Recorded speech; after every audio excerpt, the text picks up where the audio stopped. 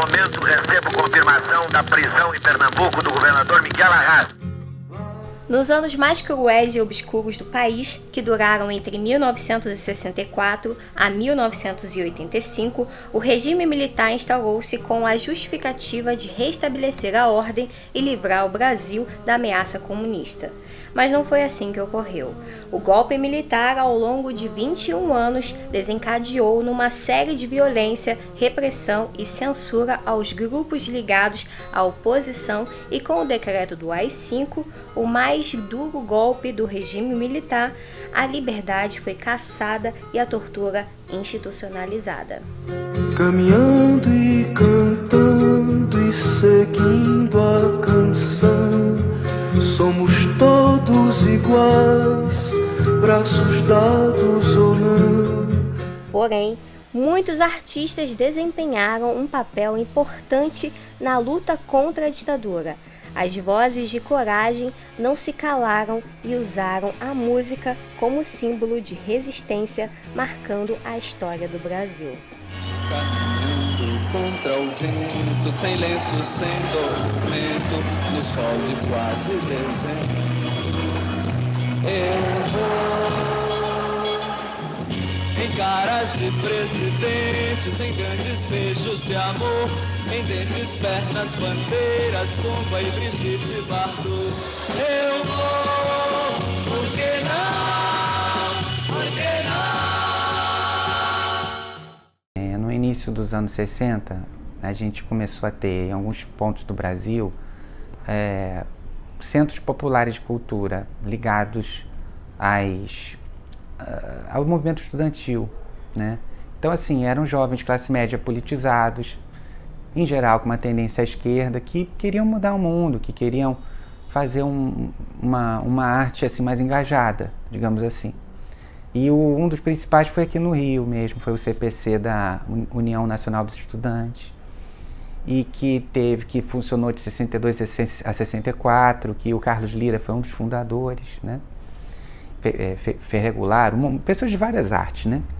E isso na música brasileira, por exemplo, o Vinícius de Moraes, que é uma figura fantástica, né, que vinha lá de trás, ele, por exemplo, que escreveu o hino da Uni, né, com o Carlos Lyra. E aí, assim, ali começou umas músicas um pouco mais politizadas, né? Começou, por exemplo, ele começou a fazer música como O Morro Não Tem Vez, com Tom Jobim, e o que ele fez já foi demais, né? A gente começava, assim, focos, né, de música já um pouco mais falando do social. Não que antes não houvesse, mas era uma coisa mais pontual. E foi muito bonita a mecânica de divulgação do trabalho artístico, era muito bem feita pelos estudantes, principalmente, porque realmente a Uni teve um papel predominante, né? E é uma coisa muito boa. E aí a coisa foi indo, aí começou a eclodir a era dos festivais, né? E a partir do festival de 67, principalmente, começaram, quer dizer, teve 66, né? Teve a banda e Disparada, né? E aí a coisa, enfim, Disparada já era uma música com fundo político também, né? O Geraldo Vandré é um cara super politizado. Então, subliminarmente, já tinha algumas coisas assim, que já iam se colocando em algumas músicas, né? O Chico, logo que começa, também já faz Pedro Pedreiro, que é uma música também que já tem um cunho social. Aí, agora, quando começa 67 mesmo, aí o negócio começa a ficar mais pesado, aí tem, as coisas começam a ficar mais fortes, aí você já vai começando a ver que já começa a mudar um pouco mais, ficar um pouco. Aí vem, por exemplo, a semente da própria Tropicália, né? Que eles pretendiam fazer uma revolução estética na música brasileira, né? Aí as letras também começavam a ficar mais fortes, não necessariamente com questões só políticas, mas com tudo que estava acontecendo, assumindo o fenômeno pop todo que estava rolando. Eu era meio marcado na televisão. E aí foi feito aquele festival. Tudo bem que minha música não tivesse nada a ver com aquele festival lá e não precisava ter sido vaiado do jeito que eu fui. Mas acontece que era mais uma ordem da própria direção de armar um esquema para me atrapalhar, entendeu? Porque eles incentivaram a vaia, aumentaram o barulho da vaia no público ali, e ficou uma coisa assim alucinante. Parecia que o mundo ia acabar ali. Mas não teve jeito não, porque eu achava que tinha que fazer o que eu fazia nas canções, que era revidar, né, de alguma forma.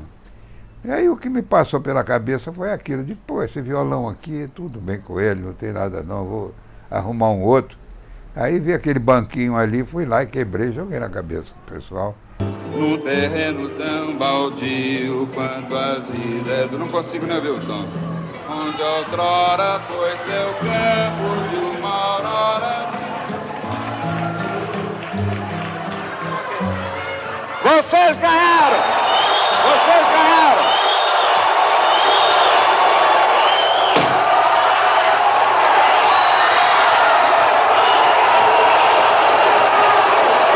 E foi uma coisa ótima, porque imediatamente pintou um silêncio, quer dizer, pintou uma vaia maior ainda, né? Mas em seguida ficou aquele impasse, né? Que coisa, que tal. A importância de um gesto, né?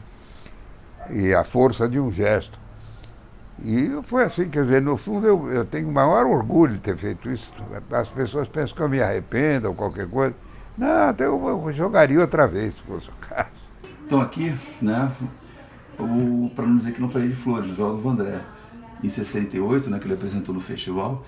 Aí o refrão fortíssimo, né? Vem, vamos embora, que esperar não é saber. Quem sabe faz a hora, não espera acontecer. Transformou no hino, né? Porque esse tipo assim, não espera acontecer, a gente faz a hora. Então é aquela coisa bem revolucionária, né? Foi vista dessa forma, né? Tem um pedacinho aqui da música, deixa eu ver se eu tô com o som aqui, ó. E ele faz um discurso no início, porque a música Sabiá foi vaiada, do Chico Buarque e do Tom Jobim. Sabe o que eu acho? Ó. Eu acho uma coisa só mais. Antônio Carlos Jobim e Chico Buarque de Holanda merecem o nosso respeito. Maracanãzinho lotado. A nossa função é fazer canções. A função de julgar, nesse instante, é do júri que ali está. Aí ganharam o júri. Os festivais naquela época, um período de repressão, ganhava, tinha um cunho com uma dimensão gigantesca. Não era só música que estava em jogo ali, né? Então foi um momento muito forte. Tem uma coisa só.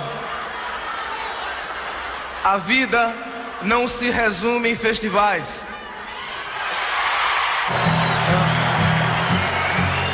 E por aí vai, né? Aí tem essa aqui, do Opinião, né? É um show musical Opinião com o Zequete. Foi dirigido pelo Augusto Boal. Aí o refrão, podem me prender, podem me bater, que eu não mudo de opinião. Né? Uma coisa bem... Aqui do morro eu não saio não. Daqui do morro eu não saio não. Se não tem água eu furo um poço. Se não tem carne eu compro um osso e ponho na sopa e deixa andar. É proibido, proibido, Caetano, né? Eu digo não ao não, eu digo é proibido proibir, né? É proibido proibir, é proibido proibir. Derrubar as prateleiras, as estantes, as estátuas, as vidraças, louças, livros, sim, né? Eu digo sim, e eu digo não ao não, eu digo é proibido proibir, é proibido proibir. Nesse festival, quer dizer, uma letra super... teria a ver com os anseios do pessoal todo lá, mas como o tropicalismo, os Mutantes, a coisa da guitarra elétrica, ele fez o Alegria, Alegria com guitarra elétrica, né? Essa coisa toda, o pessoal, aquela coisa anti-americana e tal, então diziam que o pessoal do tropicalismo, Caetano, fazia um entreguismo da nossa música para fundir com a música americana, usar coisas que tinham nos comerciais da música. Então não prestavam tanta atenção nisso e eram contra, né? Então eles apoiavam da esquerda, apoiavam da direita, porque quem está falando que é proibido proibir, né? E eles ficavam naquele meio todo ali, era uma coisa assim muito louca. E essa música chegou numa certa hora que gritaria tanto que ele não consegue mais cantar, ele para e faz um discurso enorme. né? Nesse vídeo tem um discurso do Caetano no meio da música. Os Mutantes continuavam tocando no palco, Maracanãzinho lotado, e ele fazendo um discurso. Pá!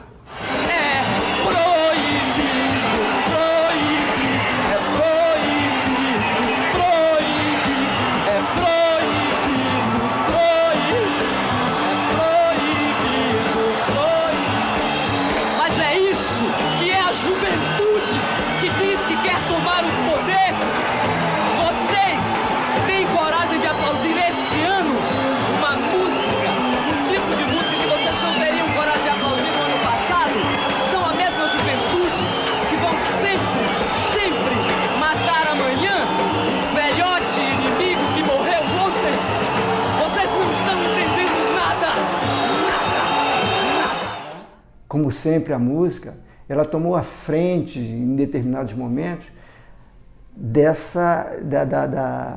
do dizer não à ausência de democracia no Brasil. E nas músicas, nas letras das músicas, esse grito se manifestou de uma maneira muito positiva e, do ponto de vista artístico, também de uma maneira... uma época muito importante pela qualidade, pelo quadro de compositores novos que apareceram, enfim, pelo conjunto da produção musical daquele momento. Minha dor é perceber que, apesar de termos feito tudo o que fizemos, ainda somos os mesmos e vivemos. Ainda somos os mesmos e vivemos como os nossos pais. Como as liberdades estavam sequestradas, né? A censura ela agia de maneira preventiva e de maneira também bastante desaforada, né? Como toda censura. Então, as músicas passaram a...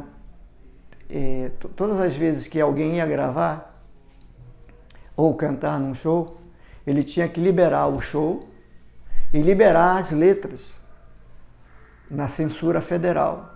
Então, os censores olhavam as letras. Se as letras tivessem alguma coisa que insinuasse algo contrário ao regime, essa música era censurada, ela não era permitida de ser gravada ou de ser tocada no show e cantada no show. E se isso acontecesse, a pessoa era presa. O exemplo mais típico disso foi no caso da prisão, o Caetano e Dico tiveram que ficar 2 anos em Londres, né?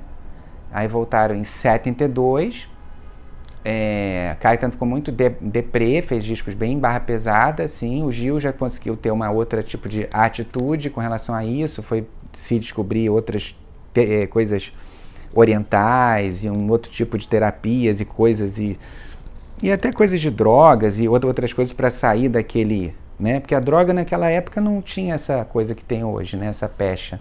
Era uma coisa de autodescobrimento, não era essa droga malhada, era droga pura, né? E aquela coisa, então, era uma coisa que abria o conhecimento das pessoas, né? Mas ao mesmo tempo, os que conseguiram retornar, o Vandré ele não conseguiu.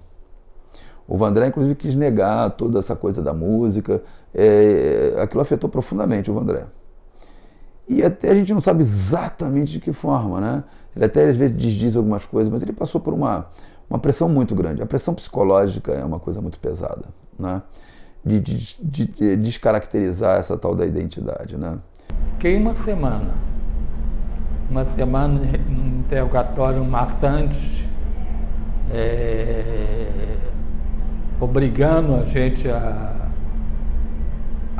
falar certas coisas, com um torturador na nossa frente, ameaçando. Toda hora ele levantava um instrumento de tortura, intimidando a gente a falar certas coisas. Uma hora é um choque elétrico, outra hora era um martelo, outra hora uma tesoura, que ia ameaçando para que a gente falasse algumas coisas. Aí, como nós não tínhamos nada a falar, ficamos, não somos comunistas, nós somos apenas idealistas, estamos ali por defender um ideal e nada mais. Muitos deles morreram na prisão, assassinados, como foi o célebre caso do jornalista Vladimir Herzog, né? E, enfim, se desconfiava que a pessoa estava ligada a alguma dessas alas, né, que se situavam à esquerda do governo militar e se opunham a ele, a pessoa era presa. Nesse momento, todos os direitos haviam sido sequestrados, né? O país vivia uma ausência completa de democracia. As pessoas passavam, às vezes, meses desaparecidas até a família descobrir aonde ele estava, aonde a pessoa estava. A música toca e mexe com as gerações que não viveram aquilo. Você vai sentir nesses intérpretes, vai sentir na música exatamente aquela força toda, não é? É diferente de você ler um livro, uma história. Aí você ouve a música, não é? Tá lá. A música é um ser vivo. Cada vez que alguém canta, cada vez que alguém toca, ela move o espaço onde você está, né? O som, quando você ouve uma música, está respirando o mesmo ar onde a música está se propagando, né? Aquela emoção, aquela interpretação toda, a da Elise e tal, quando aquilo toca, ela revive, porque a música está viva, ela está aqui no teu tempo. Ela está onde você está, ela está onde você respira e ela está tocando você tatilmente. Então a música não morre. Aos nossos filhos, que é uma coisa comovente, que fala de que os homens, as pessoas não tinham tempo para os filhos, né? E não sabia qual seria o futuro. Perdoem a cara amarrada, né? Música linda. Até me emociono quando eu penso. Perdoem a cara amarrada, perdoem a falta de abraço, perdoem a falta de espaço. Os dias eram assim. Foi uma barra pesada, assim, sabe? Eu fico muito impressionado como é que alguém pode querer que volte isso, porque a música brasileira é de uma sensibilidade tão absurda que a gente... Eu que não vivi essa época, era muito pequeno, assim, eu me emociono só com os relatos que eu escuto dessas músicas, porque é muito forte, é muito, muito forte. Então essas músicas, elas se consagraram muito também em função do momento, a força que elas tinham, que lhes era inerente, né? Que lhes eram inerentes, né? E também porque elas relatavam, denunciavam, né? O que estava se sucedendo, né? Inclusive tem uma canção muito que se celebrizou do compositor Sérgio Ricardo, chamada Calabouço. Do canto da boca escorre metade do meu cantar. Cala a boca, moço, cala a boca, moço. Eis o lixo do meu canto que é permitido escutar. Cala a boca, moço, cala. Olha o vazio nas almas, olha um violeiro de alma vazia. Bom, Calabouço surgiu com a morte do Edson, né? Luiz, que foi um estudante lá que frequentava lá aquele restaurante dos estudantes, e comoveu toda a cidade, porque parece que ele era uma pessoa muito querida e tal. E foi uma morte meio estranha, né? Porque depois do AI-5, qualquer ato que você fizesse contra o governo, você era punido. Você podia ser punido com um interrogatório, com uma prisão, com uma tortura e até com a morte. Apesar de você, amanhã há de ser outro dia. Eu pergunto a você onde vai se esconder da enorme euforia. Aquela geração era muito valente. Então a música não parou de falar, né? Algumas se transfiguraram, as letras se tornaram mais sutis para driblar a censura, né? E, por exemplo, um dos dispositivos era o pseudônimo. Cantores, os compositores principalmente, tiveram que dar um drible, né, de criatividade. No início, depois de várias músicas sendo rejeitadas, sendo censuradas, as pessoas usavam metáforas, né, tiveram que usar o duplo sentido, né, o Chico Buarque chegou a usar o Julinho de Adelaide, né, um codinome para poder... E ele, como Julinho de Adelaide, passava, as músicas passavam, né? Então ele fez o Chame o Ladrão com o pseudônimo de Julinho da Adelaide. Então, quando a letra chega na censura de Julinho da Adelaide, um suposto sambista, né, acorda amor que eu tive um pesadelo agora, sonhei que tinha gente lá fora, fazendo confusão, né? Em que ele chama o ladrão, chama o ladrão, chama o ladrão. Era a polícia, então ele chama o ladrão, pelo amor de Deus, chama o ladrão. Então ora, um censor mais incauto, essa música, mas isso é de um tal de Julinho da Adelaide, quem é Julinho da Adelaide? Então passava. Acorda amor, eu tive um pesadelo agora, sonhei que tinha gente lá fora, batendo no portão, que aflição era dura, numa muito escura viatura, minha nossa santa criatura, chame o ladrão, chame o ladrão. O Odair José, que é um compositor considerado brega, o Odair José foi um camarada muito perseguido na época da ditadura, né? E as letras das canções deles, que abordavam assim, as coisas mais prosaicas e ligadas, enfim, as representações mais, digamos assim, simplórias dentro dessa mobilidade social, né, na sociedade carioca e brasileira, ele também foi um camarada muito perseguido, né? Ele teve músicas censuradas, né? Por exemplo, ele falava de uma música da pílula. Pare de tomar a pílula. Pare de tomar a pílula, porque ela não deixa nosso filho nascer. Ele sofreu pressão por parte da Igreja Católica, né? E por parte do governo, porque o governo também queria, né? Tinha aquela tarefa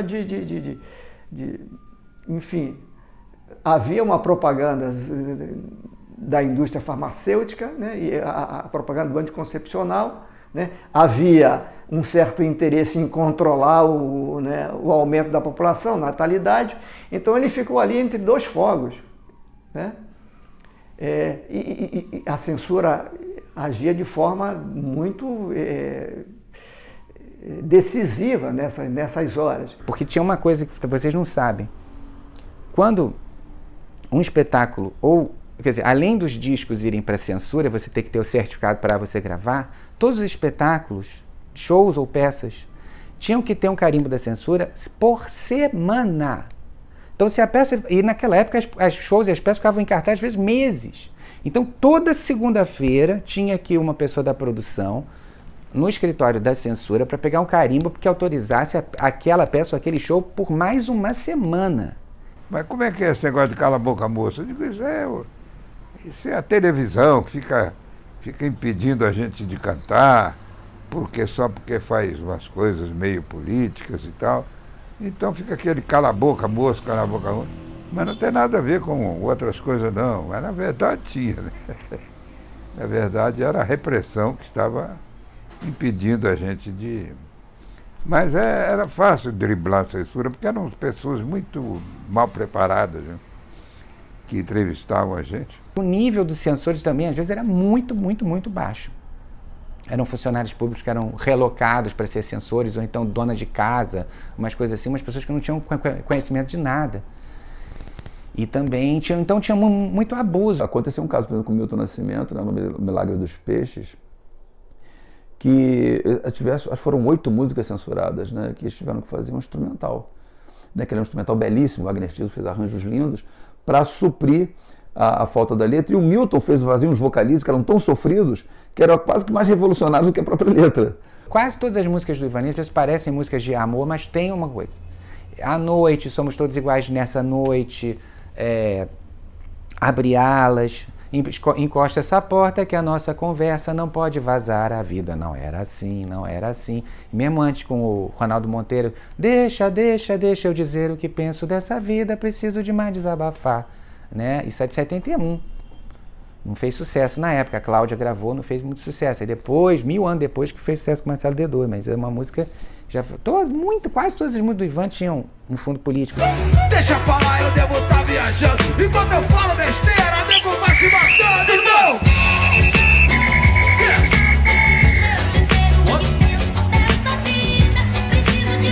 Canta, rapaziada, canta aí, canta aí, canta aí.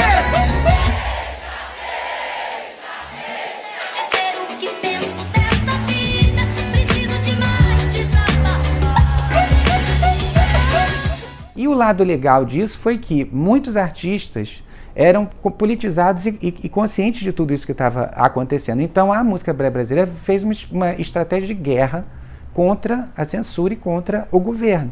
Então eles usaram de todos os subterfúgios possíveis para vencer isso.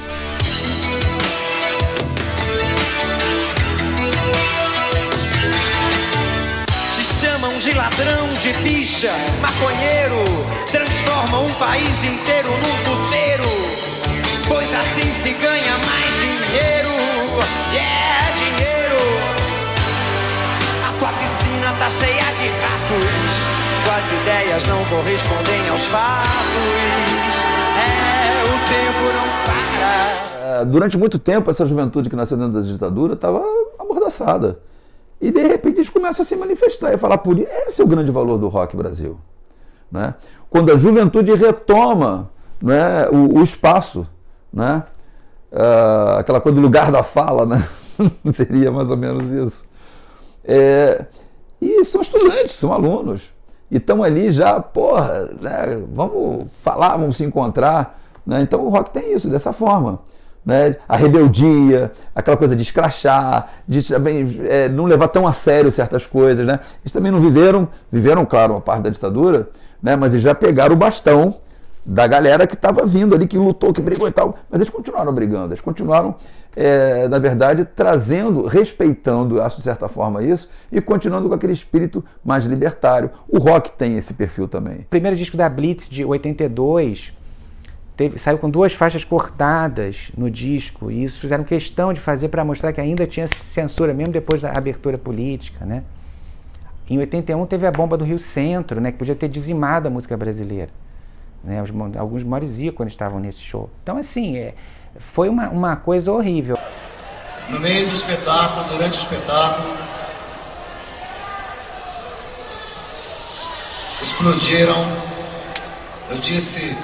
explodiram 2 bombas. Essas 2 bombas que explodiram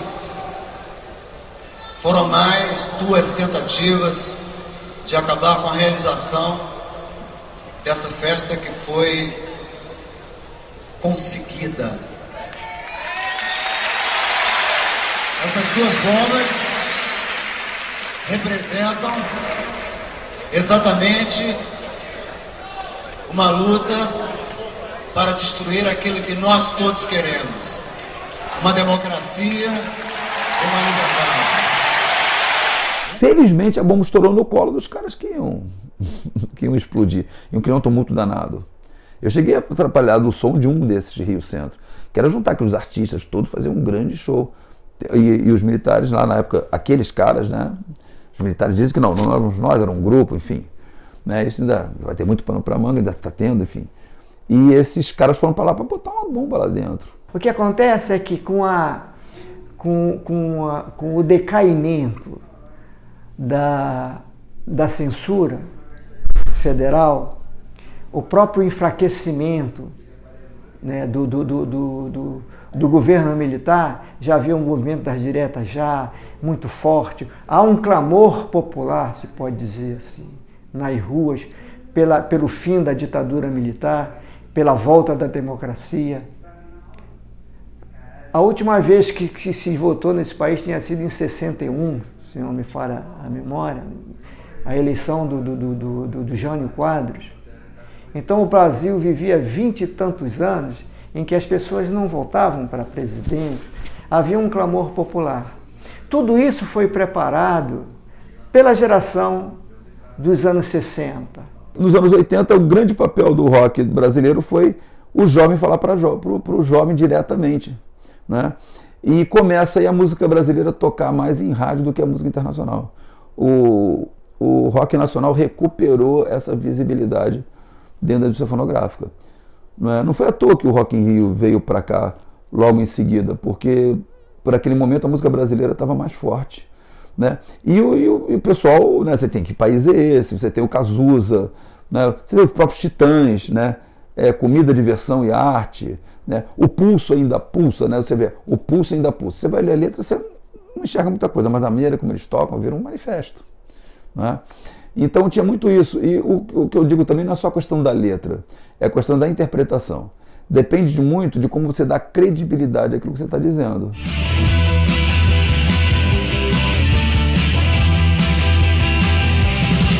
Na favela, no Senado, cheira pra todo lado. Ninguém respeita a Constituição, mas todos acreditam no futuro da nação. Que país é esse? Que país é esse? Que país é esse? Olha, a importância é que elas continuam atuais, né? Para alegria e desgraça. Não é porque assim, o Que País é Esse está mais atual do que nunca.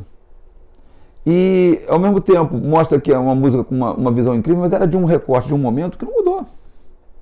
Muita coisa mudou, mas continua válida, né? Continuamos naquela mesma. A letra está atual. Então isso é um lado interessante e um lado também chato. Nesse caso, o Brasil, do Cazuza, ele também fala de coisas que continuam iguais, mas tem essa coisa de que, apesar disso, eu vou estar sempre ali contigo, né? Eu continuo acreditando no Brasil, eu continuo estando ali firme. Grande pátria, de importante, em nenhum instante eu vou te trair. Não vou te trair. No caso do Que País é Esse? Não tem essa exaltação, mas a maneira como ela é cantada, né? A interpretação, a veemência com que aquilo é dito, só pode ser dito de uma pessoa que acredita no país. A diferença do Cazuza para o Renato é nítida, né? O Cazuza é muito irreverente, muito sarcástico, muito crítico, muito cético. E o Renato não, já era uma influência do rock inglês, então era assim, era uma coisa, era um outro tipo de discurso mais messiânico, digamos assim, entendeu? É uma diferença não é só nessa música, é uma diferença na obra dos dois, muito forte. Então as duas têm em comum isso. Uma, por mais que dê uma coisa positiva, e a outra, por mais que continue falando desse mesmo retrato, a maneira como foi feita, né, que é essa energia que faz com que ela esteja viva até hoje, mostra que aquelas duas pessoas, quando fizeram, quando cantaram, estavam totalmente engajadas com o Brasil. Minha vida, meus mortos, meus caminhos tortos, meu sangue latino, minha alma cativa.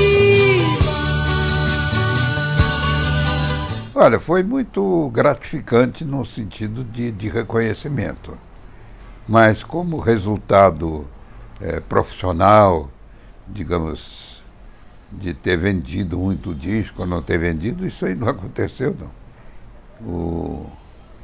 O meu trabalho sempre ficou meio escondido, exatamente por conter essas coisas e tal, sobre a política, e eles ficavam com medo e nem jogavam na praça, às vezes.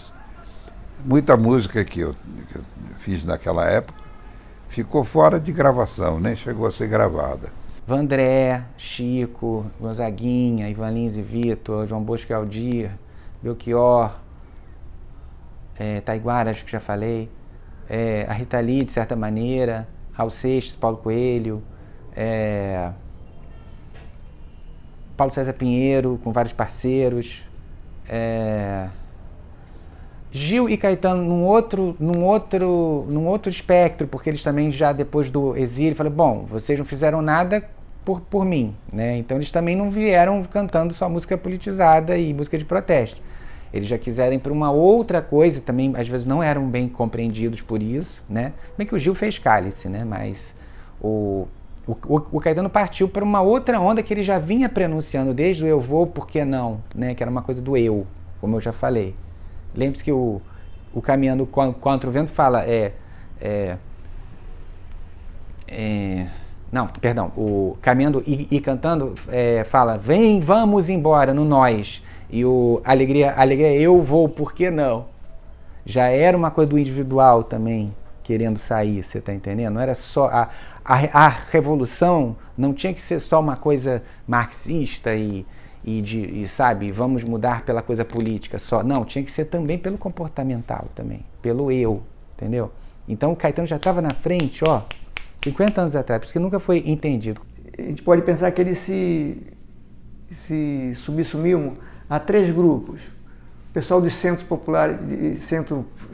populares de cultura, como o CPC da UNE, né, com os seus afiliados ou simpatizantes. E aí você poderia pensar em artistas como Chico Buarque, Edu Lobo, Carlos Lyra, Sidney Miller, enfim, gente importante.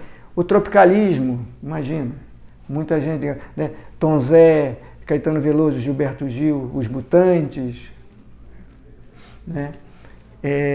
O segmento do rock and roll, entendeu? O segmento desse rock and roll emergente, nessas 3 décadas, você tem uma contribuição enorme que reconfigura a música popular brasileira, inclusive o próprio instrumental da música brasileira. Bom, não vamos esquecer da Rita Lee, né? A Rita Lee também com Os Mutantes, né? E a Rita Lee também sempre foi muito crítica. A Rita Lee conseguia juntar a coisa do entretenimento, da alegria, mas ela sempre foi muito crítica. Ela sempre teve essa alma do rock and roll de ir ali e catucar.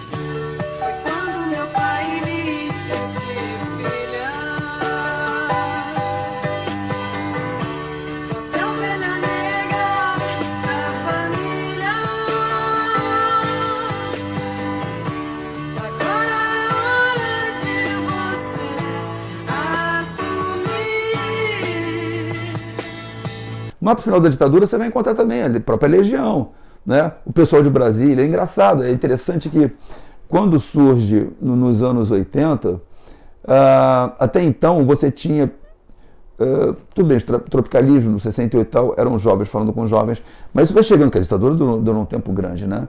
Eu ainda me lembro, nós tivemos, nós quando fizemos o Faroeste Caboclo, nós elaboramos uma autocensura dentro da própria Odeon, a mesma Odeon que já tinha, né, passado pelo capitão da Marinha Inglesa, né? Mas assim, tinha um Faroeste Caboclo que falava um general de 5 estrelas com o cu na mão. Então, claro, a gravadora, nós não falamos, isso aqui não vai passar, né? Então a gente botava um pi, né, o pi no cu do general, né? Então fixamos com o pi. E aí quando começou a tocar uma música gigantesca, a gente achou que aquilo não ia tocar, tinha outras músicas de trabalho e tal, uma música de 9 minutos e pouco, e a música tocava, e logo no início, depois de um pouco de tocar o pi, a própria rádio tirou o pi, né? Então entrava o Jeremias Maconheiro, né, o pastor, que por acaso meu sogro chamava Jeremias, tempo depois ele falou assim, pô, como é que você bota Jeremias e tal? Não tem nada a ver contigo. E o general de 5 estrelas com o cu na mão. Aí acontece uma coisa engraçada, que eu estava dando uma palestra um dia, falei, gente, eu percebi que estava começando a ter abertura política no Brasil através do cu do general da música, né? Quando tirou o pi, né, e podia colocar lá claramente, foram as rádios que tiraram. Então, a partir dali, a gente começou a perceber essa abertura. Atenção, ao dobrar uma esquina, uma alegria. Atenção, menina, você vem? Quantos anos você tem? Atenção, precisa ter olhos firmes para este sol, para esta escuridão. Atenção, tudo é perigoso, tudo é divino, maravilhoso. Um legado de liberdade, um legado de que você pode fazer assim, que você não tem que se vender, né, como uma versão que o Chico e o Rui Guerra fizeram para o The Impossible Dream, né, negar quando a regra é vender, né, que eu acho que é um pouco isso, né, de você não não se vender, você ser fiel ao que você acredita, que é o que eu busco, inclusive, no meu trabalho também, entendeu?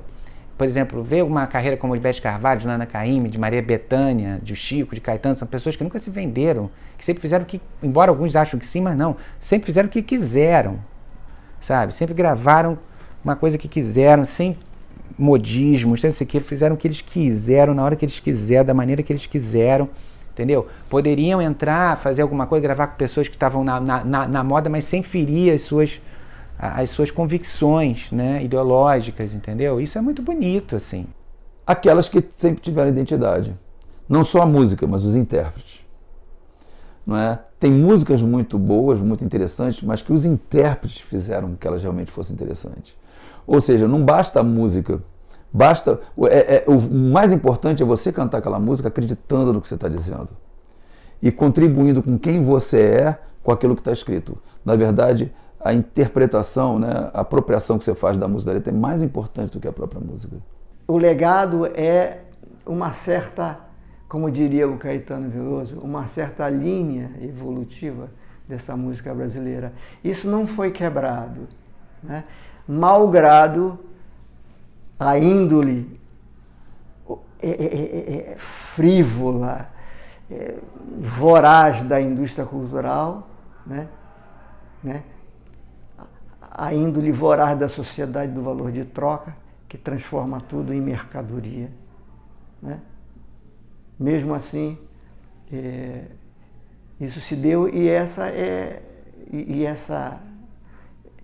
manutenção dessa linha que é o grande legado dessas 3 décadas. A importância que a gente deixou foi que há um potencial brasileiro à disposição para qualquer briga, entendeu? Se a gente tem que encarar na porrada, a gente vai na porrada mesmo, não tem outro jeito. E material para isso nós temos demais. Temos uma fartura de estilos, de como é que chama? De temperamentos que podem reagir contra qualquer coisa que seja maléfico à nossa cultura, à nossa história.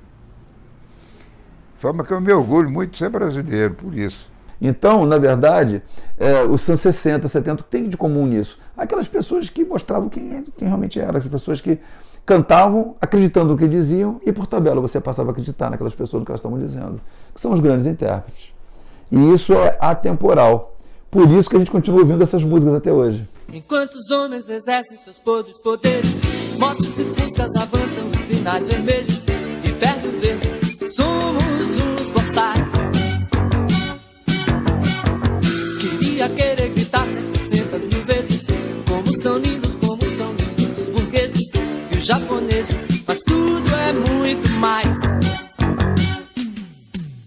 Será que nunca faremos senão confirmar a incompetência da América Católica, que sempre precisará de ridículos tiranos? Será que esta minha estúpida retórica terá que soar, terá que se ouvir por mais de 1 ano? Enquanto os homens exercem seus podres poderes, índios e padres e bichas, negros e mulheres e adolescentes fazem o carnaval. Queria querer cantar afinado com eles, silenciar em respeito ao seu transe num êxtase, ser indecente, mas tudo é muito mal.